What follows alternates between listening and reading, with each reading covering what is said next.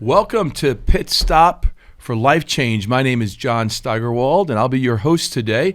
This is a ministry of Teen Challenge, North Carolina Boys Academy, and so excited that you've joined us today. You know, when I start thinking about a pit stop, you know, here we are in North Carolina, it's NASCAR country, so pit stops are so important for a driver to finish the race. They pull over, they get 4 new tires or 2 tires and some Sunoco fuel, and then they're back into the races. Well, in our journey as Christ followers, you know, we need a pit stop. So hopefully this program has been inspirational and an encouragement to you today. Well, we got a real special guest here in our studio, and he's a brother in Christ. He's a CEO of Teen Challenge in the Sandhills area, and he is growing, establishing new centers here in our state, and so excited to have Russ Cambria with us. Russ, welcome to the program. Yeah, thank you, John. It's awesome to be here, and I love the view. It's a magnificent view, isn't awesome. it? Yes, sir. Here on Lake Hickory, magnificent, and the water's actually still today, but sometimes this water here can get really pretty choppy out there, but it's nice today. Russ, you know, you've been around Teen Challenge for several years. You know, you've been in Philadelphia. You took a short little leave from Teen Challenge. You came back. You worked in the national office. Just give us kind of an overview of your ministry with Teen Challenge, and then we'll jump into your new role at Sandhills. Yeah, well, thank you, John. So my involvement with Teen Challenge is completely unexpected. So I had just started back in 1999. I know I feel old now. Look at that. Back in the 90s, started going to University of Valley Forge, and I remember, and I was brand new into the church. I'd come out of the Catholic church, and I was only at that school because I followed a girl there who I did marry. That's good. That's good. So that worked out. Good qualification. Yeah. So I really had no other idea what I was doing there, other than I thought I was going to go to a 4-year school and just get a degree. Mm-hmm. Well, I ended up meeting several Teen Challenge graduates, but I didn't know that that's what they were. But I noticed all of a sudden, like my friend group, the only students that really seemed normal to me at a Christian college were the guys that went through Teen Challenge. Normal? You know? Yeah, because they had a background that I was, this is, I didn't grow up as an addict, but I didn't grow up churched either. So you weren't sheltered. Correct. Yeah. You didn't have the Christianese going on. Right. Okay. And so these guys, we just naturally got along, and met a student. He was in his 40s. He was an older guy to me at the time. And I asked him, I said, well, why are you at college? You're a freshman. You're about 40-some years old. And he shared his testimony of being homeless on crack in Brooklyn, New York, and how they came by every week from Teen Challenge in a van, and they would give him food and minister to him. And eventually he went to the program, got himself right, and ended up in school. And then he's the one that introduced me to Teen Challenge in Philadelphia. And that's a long story. Yeah. So all the way back to Brooklyn, 416 Clinton Avenue. Is that where he was? That's where he was. Yep. And they started. That's where it all started. Yeah, and he ended up going through and ended up being a college graduate. So it was some Teen Challenge graduates at Valley Forge College University that influenced you. And so what did you do? You started working at the center in Philadelphia? Well, he found out I was a counseling major, and good fit. I thought, okay. And he said, hey, he goes, I go every week to Philadelphia. Would you like to go? And I really didn't know anything about Teen Challenge. I just knew it was a rehab. It was Christian. I felt intimidated because I didn't know much about the Bible anyway. And so I said, no, I'm good. But he asked me every single week, and he finally got on my nerves enough where I said, Greg, if I go this one time, would you please stop asking me? And he agreed. And I went one time, and that was all it took. I fell in love with it. Yeah. Now I met a student that night.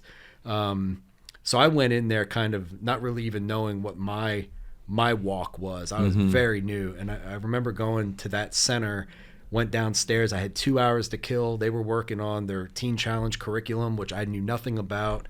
And I sat with one guy. I picked him out. He was a white guy. He looked like a skinhead, a bunch of tattoos.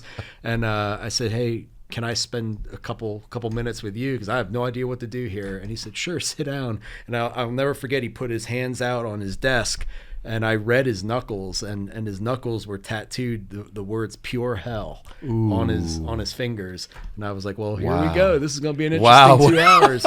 And for 2 hours, he told me about his life, his abuse, all kinds of things, and how he eventually became a heroin addict. And he ended up in Teen Challenge. And it was the first time. So here I was, the Bible college, the Christian college student, green, yeah. and knowing nothing. And this guy for 2 hours talked Wow. about how God saved his life, even when he was in his mess, and got him to where he was that night. And he spoke about it so real. Like any game I was playing, by just being at that school for because a girl went there that Sure. I liked or whatever. I had nowhere else to go either. But any doubt I had about all of that story, I've never heard anyone talk about God being as real as that guy did. Right. And life change. Yeah. Like he believed Transformation. what he was telling me. Yeah. I'd What a always moment. heard it, but this guy, I was like, man, he really believes this is true. He was an And that made epistle. impact. Paul talks about epistles, Yeah. right? It made A living epistle. That's powerful, Russ. Yeah, it was So really did you end up working at Philadelphia? I volunteered there. So Okay. I told Greg one night I ended up volunteering for 3 years. I would go just once a week, Sure. Our school adopted, I think it was a Tuesday night. And then afterward, I ended up getting my first position at Raresburg, Pennsylvania. Oh, the farm. As a counselor. And, Super. How long were you there for? So I was there 1 year Okay. before going to Las Vegas Teen Challenge as a program director. Okay. So, my journey kind of went a little all over the place. Early career, though. Yeah, Opportunities open up Those for early sure. years were interesting. And, Sure. I've learned ministry is not perfect, but it's where you got to be when God tells you to go, and that's what I did. And then after Las Vegas, we were there for 2 years. Ended up in Buffalo, New York, for almost 6. Oh my goodness! And, What, as the director up there? Yeah. Okay, super. So the former director had injured himself on a hunting trip and couldn't return to work, and so they brought me up there. My wife and I moved in dead winter from Las Vegas to Buffalo. God bless you, so we brother. went from heat to freezing cold, and it was really good. It was the first time I really got to see a historic teen challenge. Sure. I've been there for about 40 years. So. Incredible. Thank you for that overview there. And then, kind of fast forward, you had a stint at the national office, didn't you? Tell us about that. Yeah, in 2019. So about 10 years after I left Teen Challenge to do some other things, I came back and worked at our national office in Ozark, Missouri.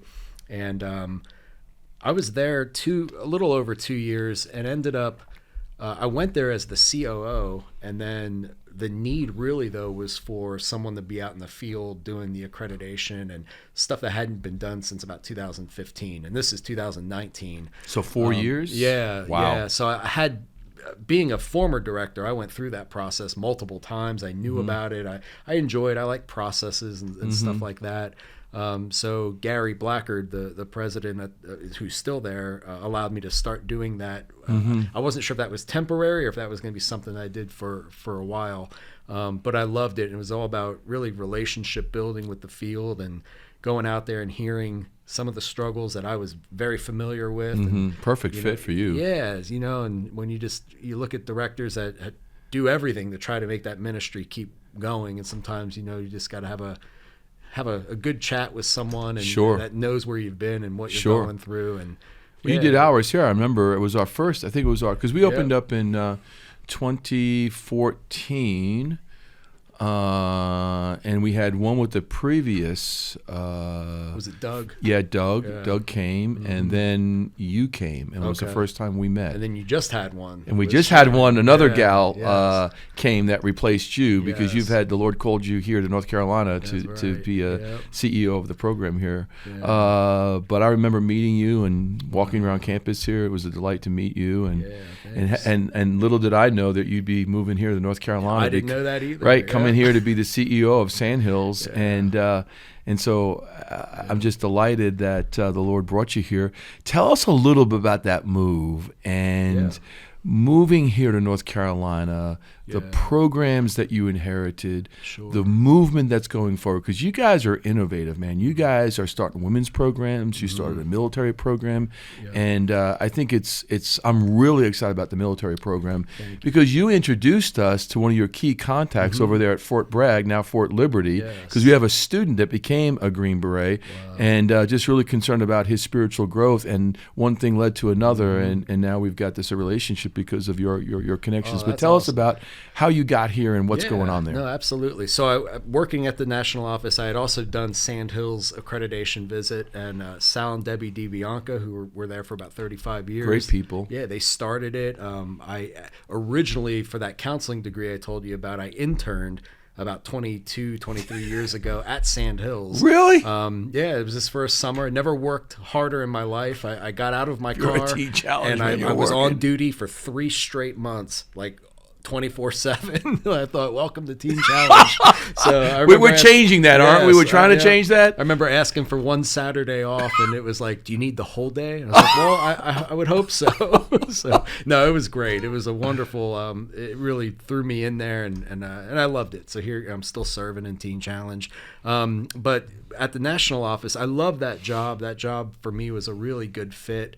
And then when Sal had called me about his retirement, he just asked us to, consider maybe putting our name in the hat, and we had just moved back to Las Vegas. Wow. We bought a house, and I thought, well, the timing here is not right. So I told my wife, and she said, well, you need to call him back and say yes. I mean, she said, that's Sandhills. She grew up with Sal and Debbie, knew them very well. Oh, okay. I said, all right, well, the Lord has spoken. So I called him back and came out and did the official interview.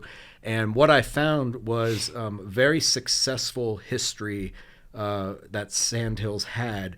But even Sal was saying it's his time to go, and they need someone to come in with fresh vision and to really expand it. This is the founder saying that, Yeah. which is really unusual for Yes, founders. yep. I mean, to really see, I'm going to turn this over. We've raised this ministry. Yes. I want to turn it over to a man that God's called to expand and build on what we built so on. his vision was that the next person would do more with it than what he was doing. Sure. And I mean, and if you know Sandhills, they did a lot. They were a great center. They are a great well center. known here in the state of North Carolina. They're a wonderful center. So my biggest goal really was coming in and not messing it up. Sure. That's all I wanted to do, is make sure I didn't tank it, And then when he had said that, I felt like, okay, this is and I like to do expansions. I like to fill gaps where it's not, where they're not being served.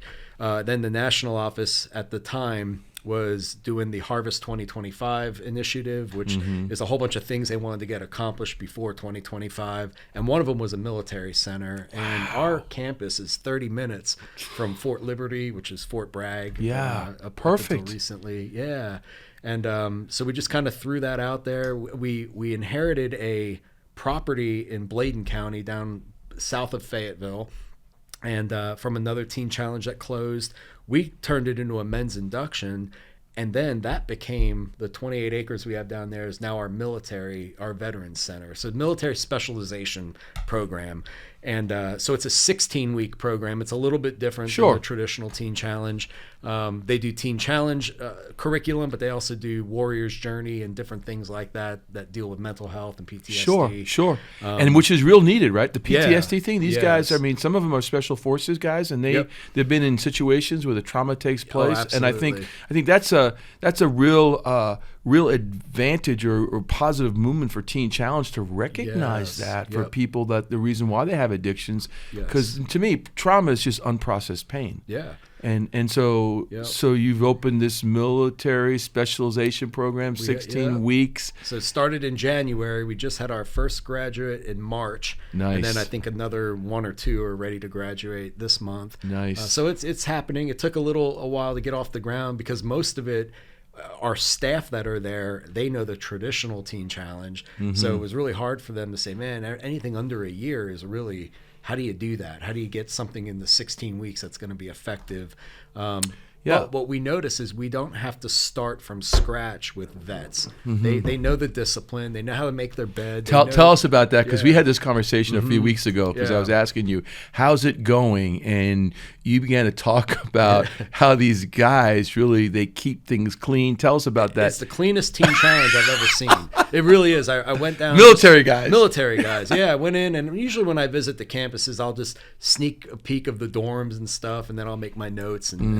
But I went in, and it was pristine. It felt like I was back in, looking at something that you would see in boot camp. Everything was just, very clean. The guys come out, and they're Their collars are straight. Mine's probably not right now, but theirs is. They look better than we did. And I thought, well, that's really cool. Then that was just a reminder, like, okay, it is okay not to keep them here for a year, because a lot of what we do in that 1 year program is teach guys basic discipline, along with everything else. And what's really cool is some of the guys don't have full-blown addictions. They're in our program because they can't cope with the trauma. So the pain, the unprocessed pain. It might not be a drug addiction, but they still struggle with day-to-day life because of their memories and different things like that. And our curriculum through Warrior's Journey is great. When each lesson, they scan a QR code that leads to a 10-minute video done by a military person. One of them was a military person, went back to the Middle East and toured now after the war, where his best friend got blown up. Phenomenal. And he's just walking down the street, and you can look at our guys, and they're all experiencing the same exact emotions as the guy on the tape. And then they do a discussion afterward. It's just really cool. So this warrior curriculum you have, there's videos attached to it from military guys. Correct. And these guys are watching this, listening to it. Yep. Wow. Yeah, which is great because in essence, they're walking through all this stuff with someone that's serving or has served. And then our team is there. The guy running it, Jeff Gauthier, he's a vet himself. He's in his mid-30s, but he served 8 years and lost his military career because of meth. So again, this is someone that walked the same path. Yeah. But he lost everything, and now he's helping them get back on their feet. Russ, I had a conversation with a friend that is over at Fort Bragg. He's a high-ranking enlisted guy, and he called. We were talking about one of his buddies that he's been in combat with that had gotten a DUI, and he had his children in the car with him. Yeah. So he had to go pay this guy a visit. Wow. And it's kind of like, it's a guy that you were in the trenches with, and because of the magnitude of what happened, he's got to be released. But this guy was standing with his brother, right, and was looking for a place for him to go. Yeah. And it's so encouraging to know now that the veterans or the active service guys that we know, this is a place like this Military Specialization Program. Yep. These guys are defenders. They've left so much, their families, they've lost their friends, and for us to care for them, it's encouraging to hear that. It's definitely different for us. I mean, we're enjoying doing it. The active duty soldier, we haven't had one yet, but it is open to those guys. But it's usually a 28 to 30-day window we get, and then they have to go back to their base. But something is better than nothing. Exactly. And the idea would be then they continue their recovery on base with their chaplain or whoever. Yeah, so it's kind of like, it's like really a pit stop, right? Yeah. It's a pit stop for them. Yeah, the military told us we were the wake-up call. The wake-up call. That's what they called us. Okay. So they said, because if a guy if we send you a guy for 28 to 30 days and he comes back and he messes up again, he may lose his entire career. So they want us to communicate that.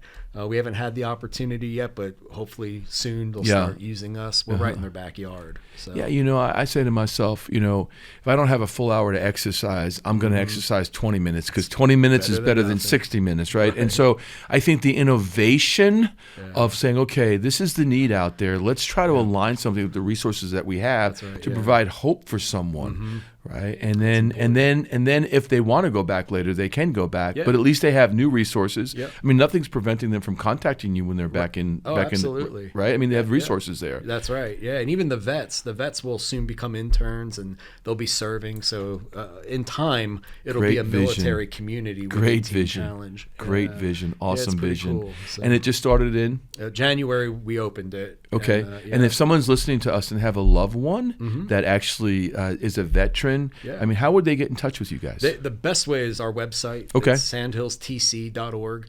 And there's a button, Get Help. And from there, you fill out a 3-minute, it takes you 3 minutes to fill out a form. As soon as you hit submit, about 7 of us get that email, and someone will call. So admissions will call? Yeah, yes. And if they're military, you just have to identify that up front so we know which program to place you in. Otherwise, you'll end up in the 9-month program. And our president of Teen Challenge, he's a military guy. Yeah, right? he's a former Marine. How many years did he do?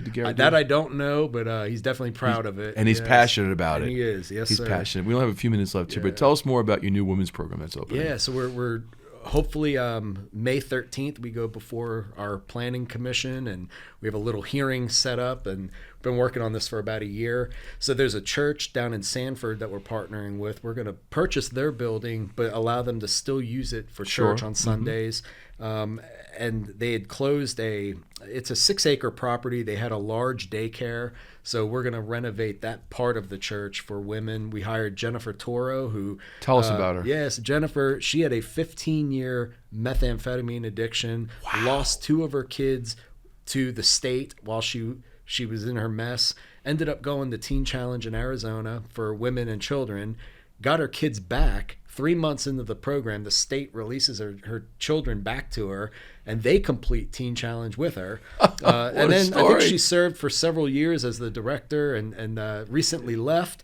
So she came out and spoke at one of our events, and we said, well, hopefully you like North Carolina. We'd love to have you come and lead it. And so she agreed, and she's going to be our new director. That's fabulous. So you recruited this woman, this life that's been transformed into the community here in North Carolina. And when TC. you look at her, you would never know that this girl was a 15-year meth, and that's what we want her supporters to see is like, look, she looks successful, she looks normal, if you will, but she had a past of methamphetamine, which is a nasty drug. Oh yeah, lost her kids and what that does to your teeth, and I mean it's horrible. Yes. But she's been transformed by the gospel. You would never know looking at her as she came from that background. So. And she's coming here to North Carolina. Yes, sir. Tell us about the centers here in North Carolina quickly. How many centers we have here? Yeah, so for Sandhills. Well, Sandhills, and then the other centers we have. So Sandhills, we have 3 right now. Our 3 men's centers. Hopefully a women's center very shortly. Which by the way, we have you on our website, so and hopefully we'll have likewise. We'll get you on our website.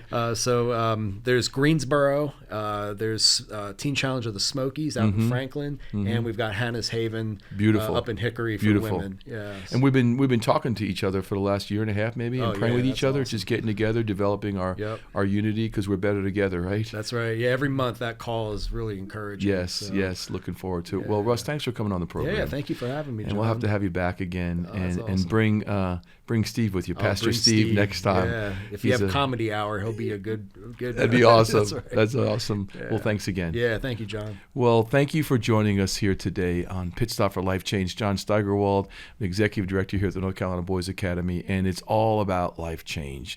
Visit our website or visit our YouTube channel for more of these podcasts. We're excited to offer people resources to help with a scourge over our nation, addiction, but it's so much more than that. There are resources that are being developed, like we heard about the Military Specialization Program offered by Sandhills. If you know anybody, please Google search it, find Sandhills' website, and begin the process, the road to recovery. Thank you, and God bless you.